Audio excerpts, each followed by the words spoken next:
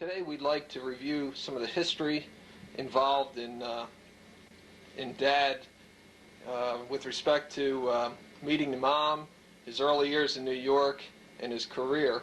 We think this is probably, at least to me, being his son, a very valuable interview over some of the things that I'm very familiar with in his past and some of the things maybe I'm not so familiar with. Our intention is to leave some material with not only the children and the family and the grandchildren, but any other members of the family that come in the future, so that they may be able to look back at some of the very interesting times through the lives of James Vincent Guthrie. Thank you, Jim. You know, it's very, very remarkable that such a thing exists. I recall in the very, very early stages of life, the only means that people had of recording others was through use of the camera, with very, very limited ability at that time. But here to think I'm talking into an instrument which not only will view my features and the like, but also hear my voice and be subject to immediate response by putting the tape into a television set. When I was growing up and going way back into the distance, there was very little technology in use. As a matter of fact, radio didn't exist at that time. First experience I recall with radio was a crystal set, which had very, very limited area. It couldn't extend much more than about 50 miles from the studio. And from that instrument went on to evolve the things that we're now experiencing today. Television didn't come into, at least my viewing, until the late 30s. Ever so many things have come into being in, say, the last 50 years. And I'm sure that 50 years from now, the things we are witnessing today will be much improved upon with the increase in technological advancements and like. It won't be long before we'll be able to pick up a telephone and talk to someone in the distance and have them appear on a screen and give the feeling that we're sitting alongside of each other. But for posterity, I suppose all of the members of the family would like to know what had occurred in years gone by. And as a matter of fact, I did put in writing what I call somewhat of a history of my life. I had several small articles, one of which, growing up in Hell's Kitchen, did reveal happenings from my early years through my departure from that area. Other things relating to my period of employment, jobs I had. But again, going back to the very early years, I was born and raised in New York City in an area known as Hell's Kitchen. The naming would give the opinion that it was a very, very poor section, but really it wasn't. It was a combination of people that had nothing to people that had some little something. There was no rich people in the area. It had a bad reputation for gangsterism and the like, but the very, very majority of people were good citizens.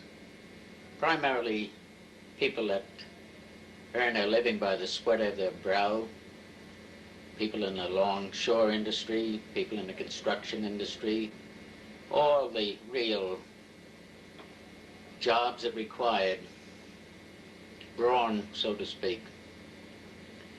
My dad, Michael, and my mother, Harriet, They were married somewhat in the early 1900s. I was never too much for inquiring as to the years, the dates, and this, that, and the other thing. They had 7 children. The first one,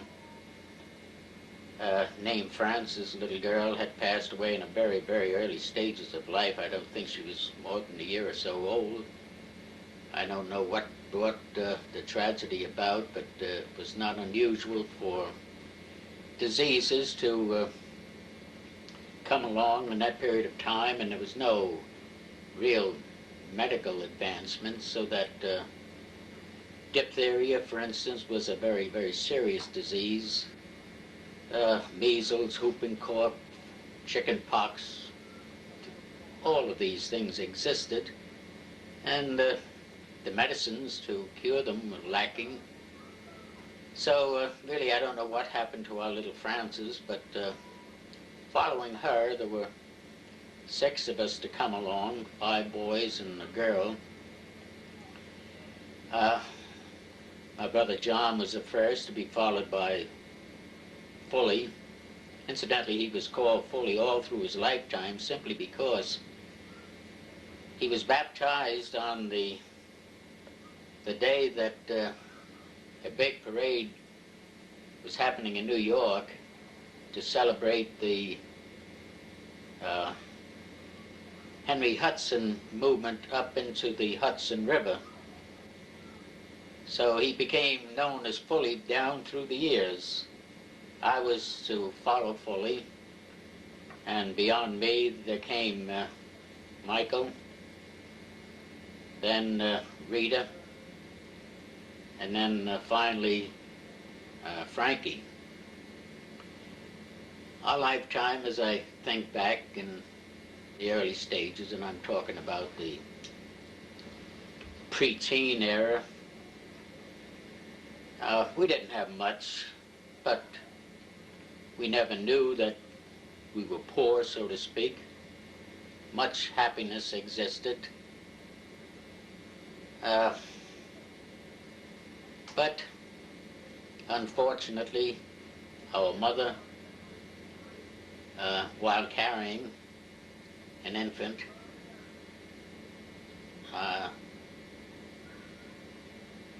well, I recall the evening that she was taken to the hospital. I was 9 years old at the time, and I was out on the street, and I remember to this moment the ambulance, which was pulled by a team of horses. Very, very few automobiles in existence at that time. And she was taken to the French hospital, 34th Street, New York. And she passed away a couple of days later. Well, I was 9, Mickey was 7, Rita was 6, Frankie was 3. And at that early stages of life, things don't strike you too drastically. I remember the sorrow that existed, the people coming to the wake, and I recall going to the cemetery again in horse-drawn carriages. But beyond that, I don't have too much of a recollection of things that happened back in that time, and a few things do come to mind. I'm sitting here looking at the Christmas tree, which we just put up here yesterday, at least Gigi and Tom put it up. And my memory goes back to the tree having existed back in our home.